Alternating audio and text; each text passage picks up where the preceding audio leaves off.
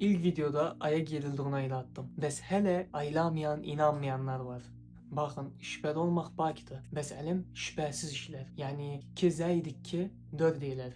Sizə bunun gerçek delillerini gösteririm. Birinci delil. Ayın üstünde duruyor. Bu retroreflektörler Apollo 11, 14 ve 15 astronotları ayın üstüne xüsusi aynalar saldılar. Bugün dünyamızdaki gözlem evlerinden bu aynalara lazer tutuyor. Ve lazerler bize nağda vakitte geliyor, bunu hesaplıyor. Bununla aynen dünyanın arasındaki uzaklığı milimine görüyor. İndi mən sizə sorayım. O aynaları birileri koymadıysa, ne şekil lazerimiz bize dönək?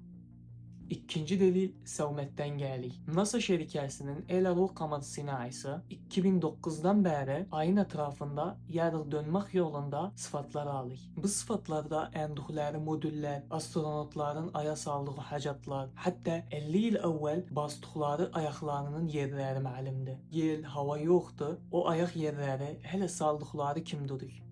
Üçüncü ve büyük delil 382 kiloluk ay daşı. Bu daşlara hör laboratuvar yarıq təhqiqat mərkəzlərində baxıldı. Niyavi şəkilləri dünyadakı daşlara heç bənzəmir. İçlərində hətta sudan əsər yoxdur. Bu qədər daşı adi eləmək yarıq əlim adamlarını aldatmaq, aya getməkdən zəhmətdir.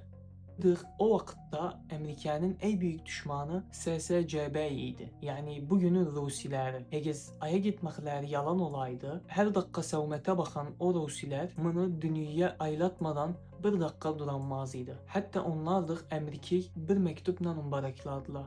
Unutmayın, gerçek bir askere o hayallerden nıxbaki olabilir.